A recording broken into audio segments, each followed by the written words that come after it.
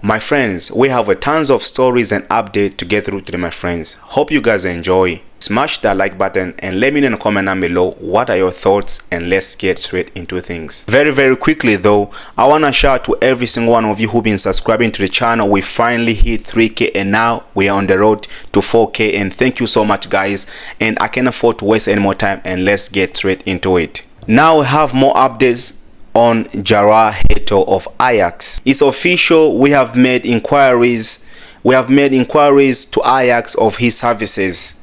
These I've heard about the rumors before. They are still there because these have been the main rumors have been going around, and I reported this one in January, guys. Remember this, because Ajax, they want around 60 M's, but Chelsea wants to pay 40 million for him. But the thing is this, man, Hato wants to sign for us. He has agreed to the deal. He feels like we're the best club for his development. We are very young and exciting, and the role he plays in, he compliments him, man. He compliments him that he's not just a classic player. This guy is creamy technical. This guy is very strong playing in the final third, especially when he's making those underlapping lobs, helping his teammate. This guy is more like the type of Govalio style. You don't get very many of them, man. Especially this kid have a tons of experience, man. He's Ajax captain, and this guy for me will be a superb player for Chelsea. And if we sign him, he's more like that Govalio mold, and I think he will be the perfect understudy for Cucurella and even Levi Colwill. Maybe even in the future he can make that position his own. I'm here for this move. This is the signing I want. These are the type of players I want to have, and I think for me he's coming at the right time, at the right age, and Chelsea have to do everything to sign him.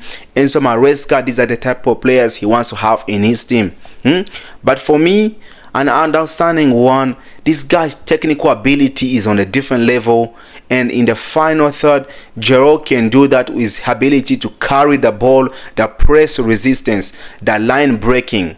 If you know Levi Colwill can do the line breaking, this kid is in a different level, and he can work in that center back role and that left back role for Marcus Cucurella.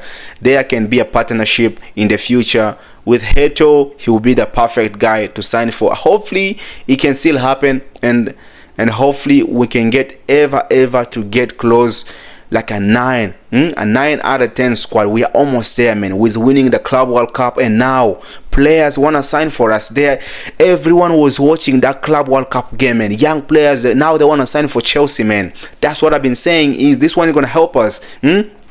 Bigger sponsorship. So guys, imagine, things now are starting to make sense now. They're starting to finally make sense after a very long time. So guys, I don't want to spend too much time, but guys, I'm going to be coming out with a video, the future of Chelsea Football Club. I'm going to talk about the stadium and everything. So now guys, I don't want to spend so much time on this video, man. Let me know guys in the comment down below. So you know what, I want to hear your thoughts and opinions on Hato. Is this the guy you want to see? Is this the kind of guy you want to see at Chelsea Football Club? Because I don't think any other type of defenders you like to have at Chelsea. For me, I'll take him, and let me know guys your thoughts and opinions in the comment down below on Jorrel Hato. And now let's talk about the next news. Right now, let's discuss the latest report. I guess the player you guys really understand and you guys know is Morgan Rogers from Aston Villa. As that currently, my friends, the reports are coming out suggesting that we see Morgan Rogers as a key target we are hoping to push for before the window closes. Let's watch for this story. Let's watch the space. And I'm kind of saying this one for the last couple months. Let's be serious. It's kind of common knowledge, because we have had an interest in Man City's ex-academy players, Cole Palmer, Romeo Lavia, Morgan Rogers, Tosin, and now we have signed Jamie Bio-Gittens and Liam Delap. But it seems like Aston Villa are hoping for £90 million for him. But the one thing they revealed up like a couple months ago, like if Nico Jackson is possibly to go to Aston Villa in a separate deal, if Villa they make the first move, it seems like we're gonna go straight away and try to go for the efforts for Morgan Rogers. There was some kind of a report for Nico Jackson.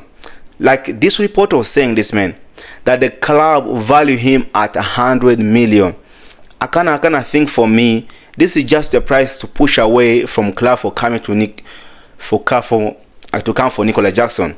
But when Chelsea said 100 million, I think the club just value him at 100 million because they think he's very rated, man, and they think he can even be up to 150 million in the future. The only thing for me that lacks Nicolas Jackson is the shooting. But the club is trying to say this, man.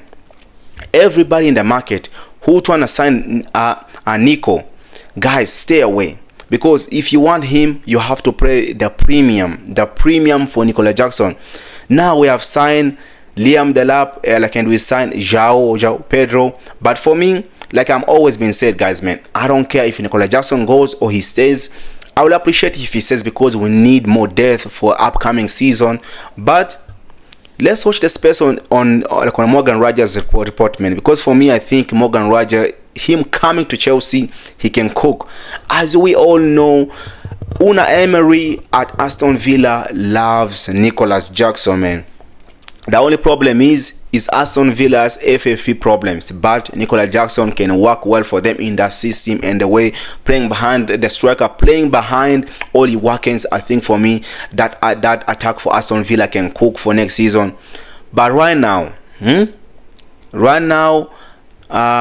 they're trying to push like the style of Emi Martinez and Liam Bailey. So guys, I don't want to spend so much time on this player. So guys, let me know in the comment down below, what are your thoughts on Morgan Rogers? Do you think Chelsea needs to go and sign this player? But for me personally, yes, I would like to give him or Eze.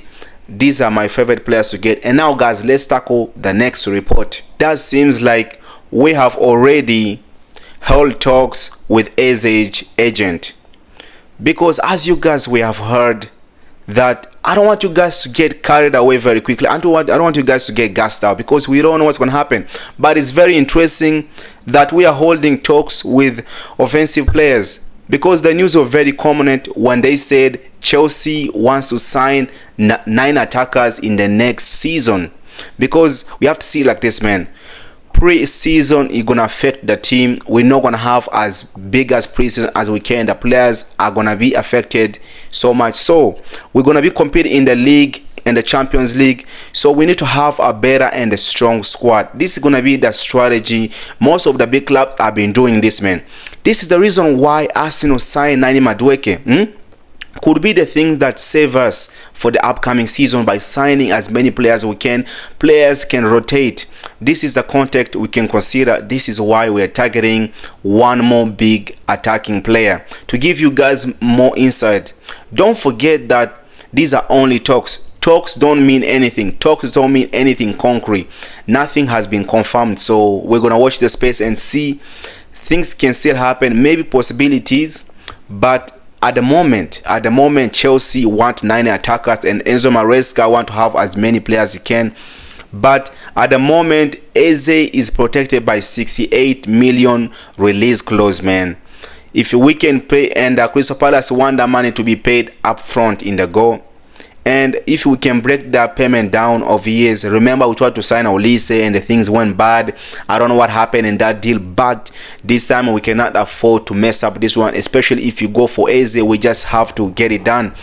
We have to keep our heads up on Eze. How you guys feel about him? And for another interesting stories too, then Xavi Simons from Leipzig from the Bundesliga. He's desperate to leave, as we have learned a very interesting report that Barcelona's Deco have held conversation with Osimhen representative that he can be leaving this summer. They can engineer the move, because he's a super agent for them, man. And how you guys feel about it, man? Because this is the same guy who gave us an engineer for the Casedo's move, and I want to watch the space. I don't know, but the thing is this, man, Barcelona don't have the funds to fund this player, man. But there is certain possibility that Chelsea can go and sign him. He can be another offensive attacker we can sign this summer. But I want to watch the space. I want to keep attention on this one. I want to keep it. But Xavi Simons can be the guy to play alongside Eze in that midfield across the attack. And I guess This is where I can share my opinions, man. Little bit. But I'm a bit confused on this particular profile. I think Eze and Osimhen against Simons, they're more comparable compared to João Felix and Chris Van Kunku. Because the thing is, man, why would we want to sign Xavi Simons, man? But for me, I don't think I will go and sign him. But for me, I want to sign any other attacker, would be Eze or will be Morgan Rogers from Aston Villa. So, but